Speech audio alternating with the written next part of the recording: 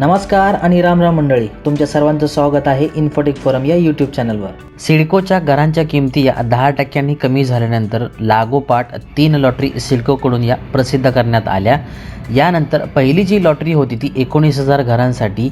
ही lottery माझा first choice Navi Mumbai आंतरराष्ट्रीय विमानतळाच्या सानिध्यामध्ये या लॉटरीला मुदतवाढ देण्यात आलेली आहे आणि ही मुदतवाढ कधीपर्यंत आहे, तसेच काही विजेते अर्जदार जे होते त्यांची आता संधी ही संपलेली आहे, म्हणजे त्यांच्यासाठीची मुदत ही संपलेली आहे।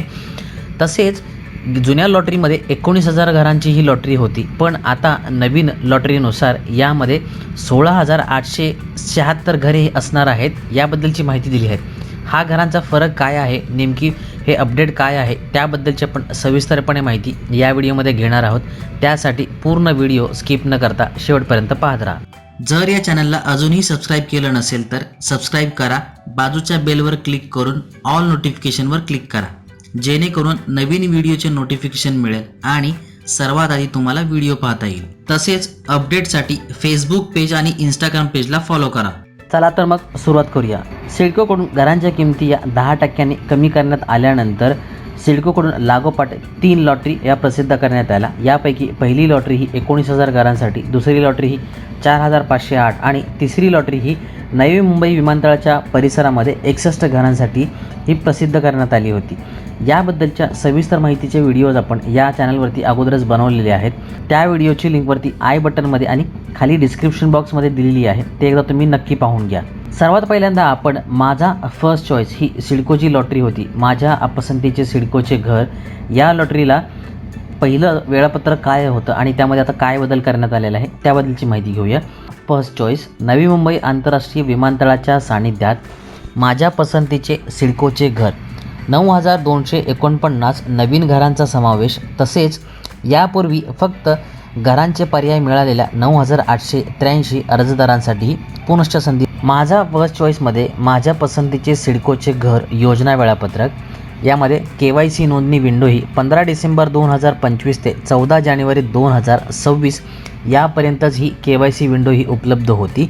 तसेच 12 ऑक्टोबर 2024च्या योजनेतील घरांचे पर्याय मिळालेल्या 9,883 अर्जदारांना घर पुन्हा निश्चित करण्यासाठी 10 दिवसाची मुदत देण्यात आली होती। ही मुदत आता संपलेली आहे आणि आता या लॉटरीला सिडकोकडूनही मुदतवाढ देण्यात आलेली आहे। तसेच घरांच्या संख्येमध्ये सुद्धा काही बदल करण्यात आलेले आहेत, त्याबद्दलची माहिती घेऊया। यासाठी सर्वात पहिल्यांदा सिडकोहोम्स.com या संकेतस्थळावरती जायचं आहे। या संकेतस्थळावरती गेल्यानंतर अशा प्रकारचा एक तुम्हाला छोटासा बॉक्स दिसेल, यामध्ये सिडको शहरांचे शिल्पकार, माझा फर्स्ट चॉईस नवी मुंबई आंतरराष्ट्रीय विमानतळाच्या सानिध्यात माझ्या पसंतीचे सिडकोचे घर, सर्व सुखसोयींनी युक्त 16,876 घरे ही लॉटरीमध्ये उपलब्ध आहेत।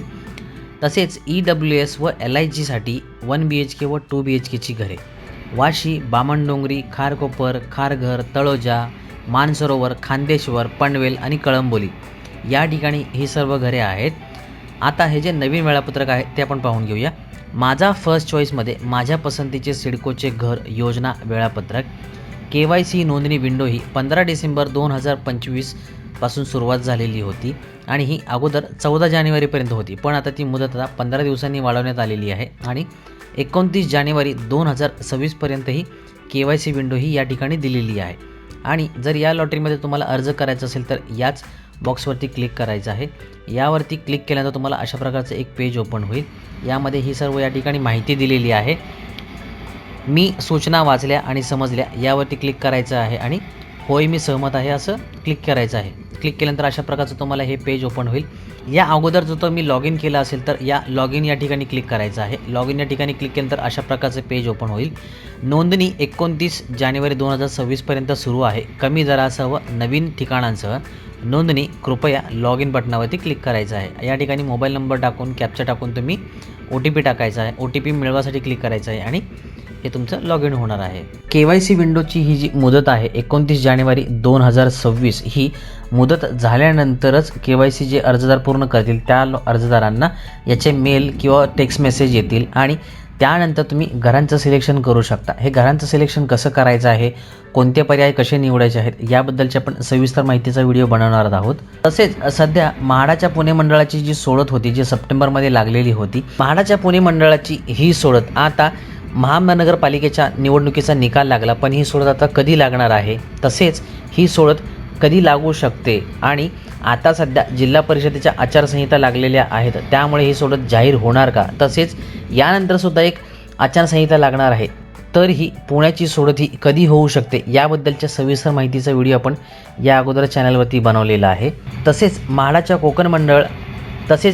कोकण मंडळ आणि मुंबई मंडळाकडून सुद्धा लॉटरीची जाहिरात ही निघणार आहे, पण आचारसंहितेमुळे ही पुढे ढकलण्यात आलेली आहे. तर या लॉटरीची जाहिरात कधी येईल त्याकडे आपलं लक्ष लागलेलं आहे.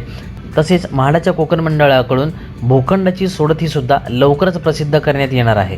अशाच प्रकारची वेगवेगळी आणि उपयुक्त माहिती मिळवण्यासाठी इन्फोटेक फोरम चॅनलला सबस्क्राईब करा, बाजूच्या बेलवर क्लिक करा, जेणेकरून तुम्हाला सर्वात आधी नोटिफिकेशन येईल आणि व्हिडिओ पाहता येईल. लाईक करा, शेअर करा, काही अडचण किंवा सजेशन असल्यास कमेंट करायला विसरू नका. धन्यवाद. पुन्हा भेटूया नवीन व्हिडिओ सोबत. जय हिंद, जय महाराष्ट्र.